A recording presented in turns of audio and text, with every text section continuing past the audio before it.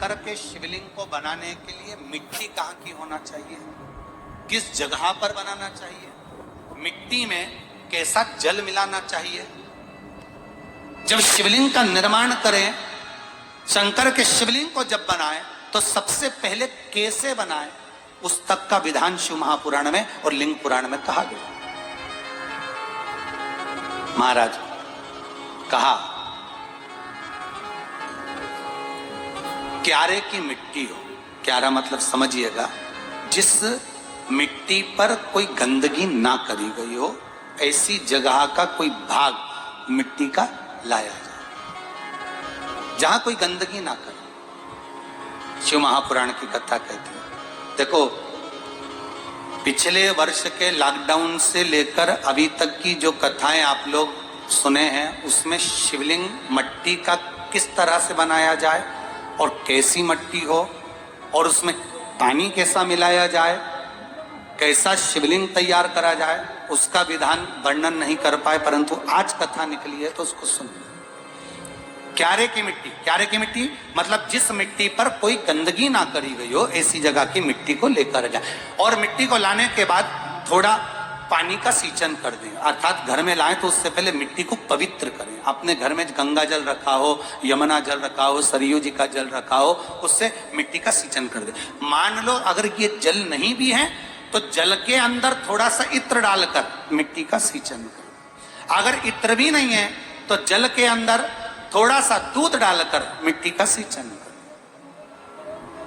दूध भी नहीं है तो एक बेलपत्री जल के अंदर डालकर उस पानी का सींचन।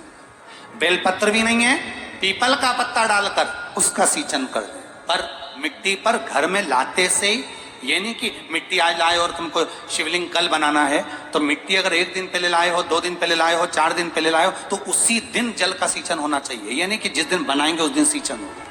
मिट्टी पर पानी का छींटा, सींचन भले ज्यादा मत डालो, पर छींटा तो उस दिन लगा देना चाहिए जिस दिन घर में मिट्टी लेकर आए हो, जिस दिन लेकर।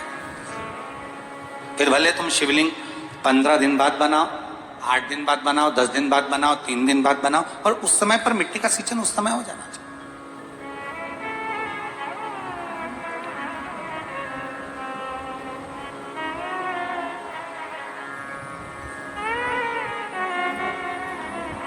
फिर कहा जिस दिन शिवलिंग का निर्माण करो उस दिन प्रातः में अगर आप शिवलिंग बना रहे हैं तो ब्रह्म मुहूर्त में मिट्टी को गला दो।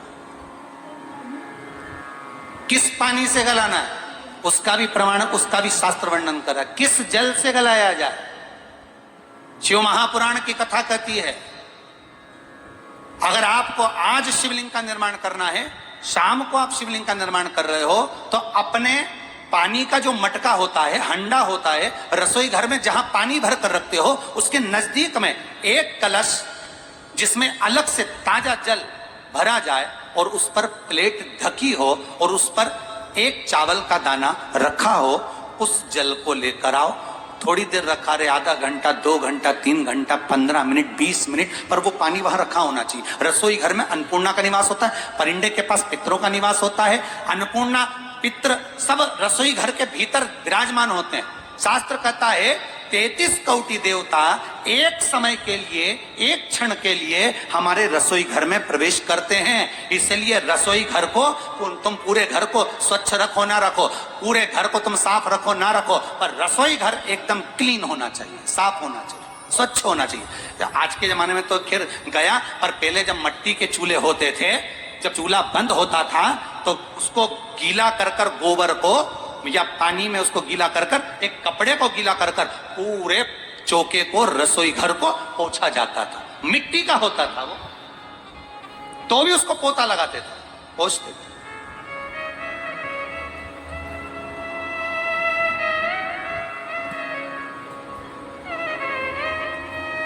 तो पहला क्रम है पार्थिव शिवलिंग का निर्माण। सावन के महीने में अगर आप शिवलिंग बनाते हैं, सोमवार को शिवलिंग बनाते हैं, तो नियम ध्यान रखिएगा महाराज, लिंग पुराण से है ये, इसका नियम ध्यान रखिए। क्या करना है, मिट्टी को लाना है, जल का छींटा देना, छींटा जरूर देना, घर में लेकर आए और जल का छींटा होना जरूरी।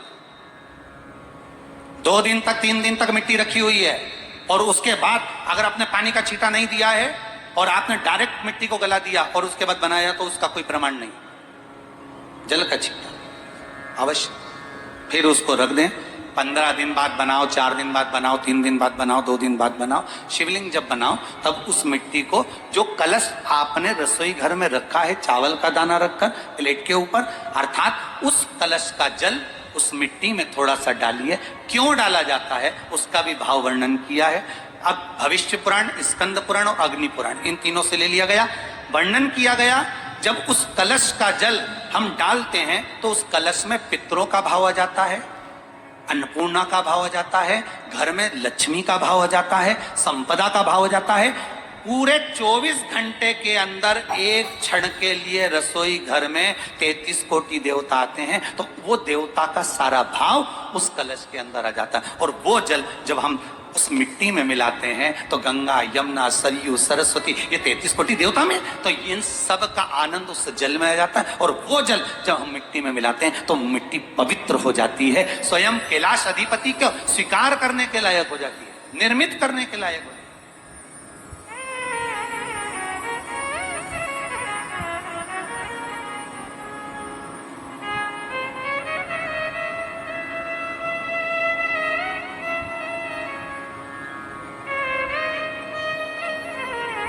शिवलिंग का निर्माण। अब शिवलिंग का निर्माण कैसे करना? मिट्टी में गला दिया पानी में। सबसे पहले शिवलिंग बनाने से पहले पात्र जो होता है उसके नीचे एक बेलपत्र रखी जाती है। क्या रखना है?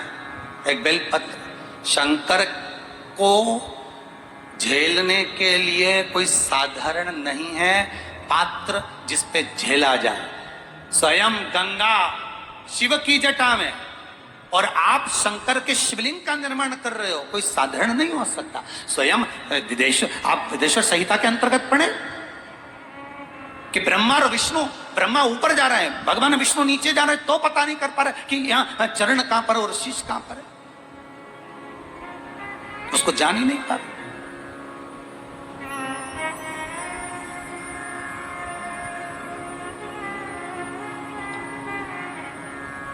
बस एक बेलपत्र साधारण भाव में, बेलपत्र भी सीधा भाग, और इस बेलपत्र की जो डंडी है वो उत्तर दिशा में रखना है थाली के अंतर्गत। जब आप शिवलिंग का निर्माण करें उत्तर, इसके ऊपर जो गलाई हुई मिट्टी है वो डाल दीजिए। और डालने के बाद सबसे पहले शिवलिंग का स्वरूप बनाना है। सबसे पहले नीचे की जलाधारी नहीं बनाना। क्या बनाना है? शिवलिंग का स्वरूप बनाना।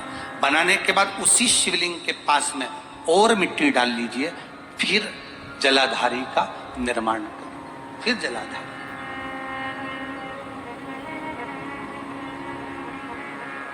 शिवलिंग जलाधारी निर्मित हो गई।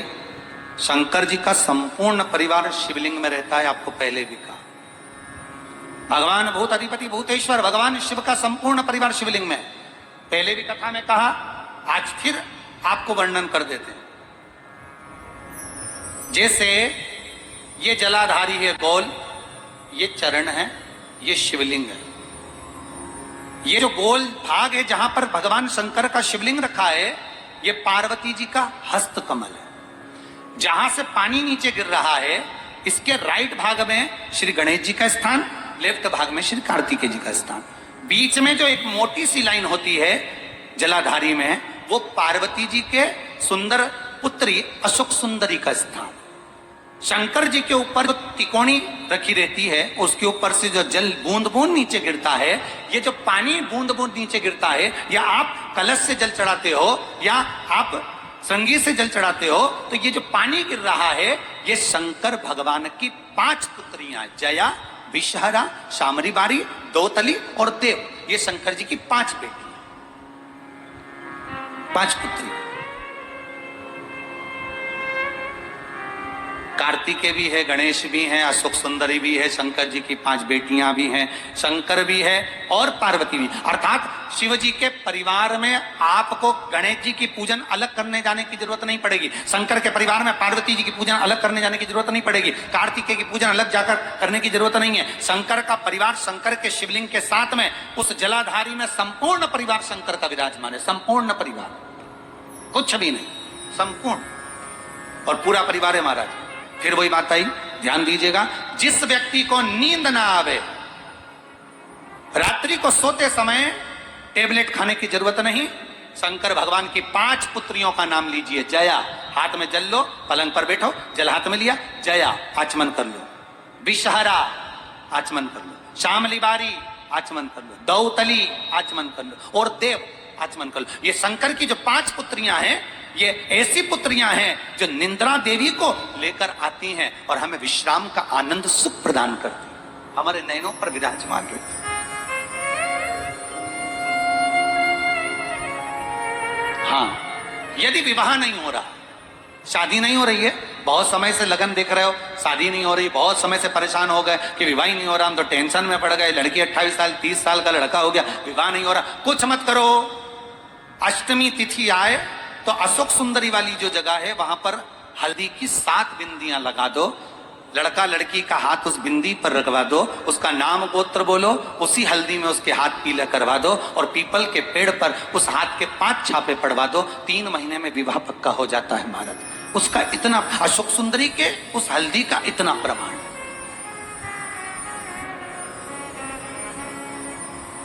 3 माह के अंतर्गत विवाह नक्की होगा, इतना इतना प्रमाण है महाराज। भगवान शिव की आराधना का कोई साधारण फल है महाराज।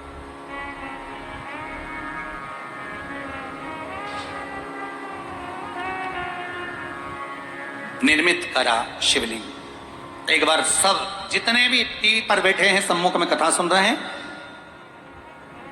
फेसबुक यूट्यूब पर सुन रहे हैं, एक बार साथ में समझें वापिस निर्माण को, शिवलिंग के निर्माण को। मिट्टी लाए, स्वच्छ जगह की, जल का छींटा दिया, रखा। जब शिवलिंग बनाया तो 1 कलश पानी पहले से 2 घंटा, आधा घंटा, 15 मिनट, 20 मिनट पहले उसको रख दिया, उसी पानी से उसको गीला करा। गीला करने के बाद उसका निर्माण सबसे पहले बेलपत्री, बेलपत्री के ऊपर मिट्टी, मिट्टी के ऊपर रखकर शिवलिंग का निर्माण, फिर जलाधारी का निर्माण और शिवलिंग का निर्माण पूर्ण होने के बाद में फिर बाबा का सुंदर भाव से आप श्रृंगार करें, अभिषेक करें, पूजन करें। और एक बात याद रखना, पार्थिव शिवलिंग का अगर निर्माण करा है तो आपको वो पार्थिव शिवलिंग को रात्रि होने से पहले विसर्जन होना जरूरी है। हाँ, अगर कोई भी शिवरात्रि का दिन है तो फिर आप पूरी रात रख सकते हो, हरतालिका तीज का दिन है पूरी रात रख सकते हो, बड़ी तीज है, छोटी तीज है, आप शिवलिंग बनाए हो तो आप पूरी रात रख सकते हो, विशेष कोई उत्सव है, श्रावण का महीना है, पूरी रात रख सकते हो। पर बाकी के समय अगर आप शिवलिंग का निर्माण करें तो उसको सूर्यास्त होने के पहले आप उसको नदी में, जल में, जलाशय में विसर्जन करें। बहुत ध्यान दीजिएगा, विसर्जन करते समय जब आप विसर्जन करें, पानी में अपने पात्र को, शिवलिंग को जब छोड़ें, उस समय पर ध्यान दीजिएगा कि शिवलिंग की जो जल की धार है, जिसका उत्तर की ओर जो जल की धार होती है, विसर्जन करते समय वो जल की धार अर्थात वो उत्तर का भाग हमारी ओर होना चाहिए और थाली इस तरह से पकड़ें कि वो भाग हमको जब डालें तो वो भाग हमको दिखे, थोड़ा सा नजर आए पानी में डालते समय। और जब वो थोड़ा भाग दिखता रहे, और जिसलिए आपने शिवलिंग बनाया, जिस कामना से आपने शिवलिंग बनाया है, वो कामना उस भाग को पानी में देखते देखते बोल दीजिए, वो कामना पूर्ण हो जाती है। इसको कहते हैं पार्थिव शिवलिंग का निर्माण करना और उसकी आराधना करना। उसकी आराधना कई लोग करते हैं, बना भी लेते हैं, पूजन भी करते हैं और कई बार कहते हैं हमारा काम नहीं, तो उसमें भगवान का दोष नहीं है, दोष अपना देखो। आप आए नहीं, सुबह हो गई, मेरी पूजा की थाली धरी की धरी रहे, क्यों नहीं आए, किस लिए नहीं, वो हमें देखना।